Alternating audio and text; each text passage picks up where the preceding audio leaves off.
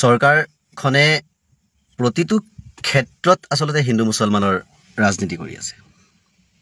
আজি জুবিনদাৰ ন্যায়িক লৈও সেই ৰাজনীতি চলিছে। মোৰ কোনো জাতি নাই, মোৰ কোনো ধৰ্ম নাই ডাইলগটো বোলে আছিল কাঞ্চনজংঘা চিনেমাখনৰ। য়েছ, সেই চিনেমাখনৰ আগত আমি মঞ্চত জুবিনদাৰ মুখৰ পৰা সেই ডাইলগ শুনিছিলোঁ, ৰিয়েলি মই মুক্ত।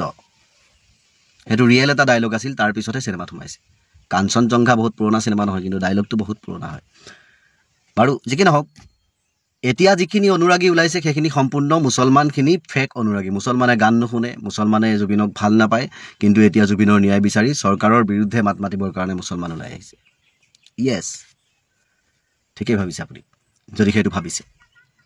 কিন্তু তাৰ মূল মন্ত্ৰ কি আপুনি জানে? কিয় আপুনি হিন্দু মুছলমান কৰি আছে এইটো জানে? যে আপোনালোকৰ সেইখিনি মানুহেই কয় যে মুছলমানৰ ল'ৰা ছোৱালী বেছি, এটা পৰিয়ালত 8টা 10টা ল'ৰা ছোৱালী। ঠিকেই, এটা পৰিয়ালত যদি 10টা ল'ৰা ছোৱালী হয়, 5টা ছোৱালী হ'লে 5টা ল'ৰা। আৰু জুবিনদাই কৈ গৈছে যে যুৱ প্ৰজন্মই দেশ সলাবও পাৰে, দেশ জ্বলাবও পাৰে। গতিকে যুৱ প্ৰজন্মত সংখ্যা আচলতে মুছলমানৰ বেছি, কিয়নো হিন্দুৰ যদি এজন মানুহৰ ঘৰত এটা ল'ৰা এজনী ছোৱালী হৈছে, মুছলমানৰ এজন মানুহৰ ঘৰত 5টা ল'ৰা 5জনী ছোৱালী হৈছে। 10টা আৰু এফালে দুটাটো তেনেই নগণ্য হৈ যাব। গতিকে আজি যদি দেশৰ বিৰুদ্ধে কিবা এটা কাম কৰিবলৈ যায় বা কাম কৰে, কৰাৰ পিছত যদি অকল হিন্দুখিনিৰ, আজি জুবিনদা হিন্দু আছিলে বুলি কয়, শিৱৰ আছে কাৰণে জুবিনদা হিন্দু হয় আৰু বাকী আমি মুছলমান হয়। জুবিনদাৰ ধৰ্ম যে সেইটো নাছিল। জুবিনদা হিন্দু হয়, মানিম সেইটো, হিন্দু হয়, তেওঁ হিন্দুৰ ঘৰত জন্ম লৈছে, কিয় হিন্দু নহ'ব? জুবিনদা হিন্দু হয়, তেওঁ হিন্দু ধৰ্ম পালন কৰে, তেওঁ হিন্দু হয়, তেওঁ হিন্দুৰ ৰীতি নীতিৰে চলে।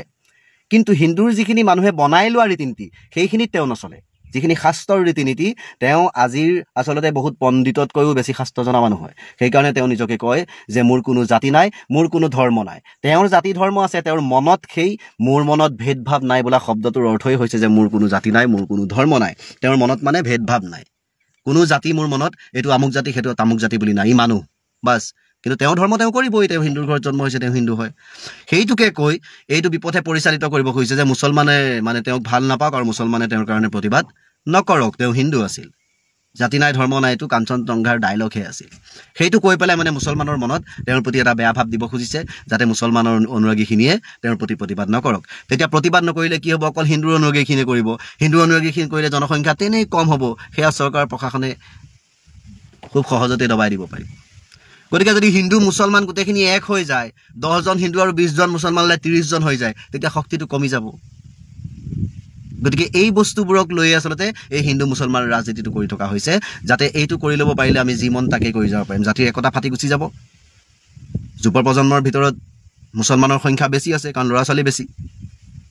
গতিকে বুঢ়াখিনিতো খুব কম ওলাব। কোন ওলাব প্ৰতিবাদ কৰিবলৈ? যুৱ প্ৰজন্মই ওলাব। গতিকে মুছলমানৰ সংখ্যা বেছি, গতিকে গেৰগেৰাই গুচি আহিব। গতিকে বেছি সমাগম যেতিয়া ভিৰ লাগি যাব, আমি কণ্ট্ৰল কৰিব নোৱাৰিম। ঠিক নগণ্যকৈ আহিলে প্ৰতিবাদ কৰি যাওক বছৰি বছৰি, আমি কিবা এটা টোপ দি আকৌ ঘূৰাই ল'ম, মুছলমান ছাইড কৰি দিম। কি কাম আছে? কি দৰকাৰ আছে? গতিকে এই বস্তুবোৰ গুণী জ্ঞানী মানুহৰ বিবেকত সোমাই গুচি গ'ল। এতিয়া আৰু ওলাবলৈ ইয়াক টকাৰে, সোণেৰে, ৰূপেৰে, কিহেৰেও ইয়াক মানে ধুই উলিয়াব নোৱাৰে। গতিকে ৰাজনীতিৰ হিচাপত কৰক, সৎ পথেৰে ৰাজনীতি কৰক, জয় অনিবাৰ্য। কিয়নো ৰাইজৰ স্বাৰ্থত কাম কৰিলে কোনেও বেয়া নাপায়। এইবোৰ আবুল তাবুল গাই মানুহক বিপথে পৰিচালিত কৰি উঠি অহা প্ৰজন্মক এটা ভুল বাৰ্তা দি এই ধৰ্ম নিৰপেক্ষ এখন দেশত ধৰ্মীয় যুদ্ধ লগাই, মানুহৰ মাজত ককাই ভাইৰ মাজত কাজিয়া লগাই কিবা জানো লাভ আছে? বিদেশী বঙালীক ইয়াত সুবিধা দিব, হিন্দু নাগৰিকত্ব বঢ়াবৰ কাৰণে বিদেশীক আনি ইয়াত বহাব আৰু নিজৰ স্বদেশী ককাই ভাইৰ মাজত কাজিয়া লগাব। ইয়াৰ ৰাজনীতি হ'ল।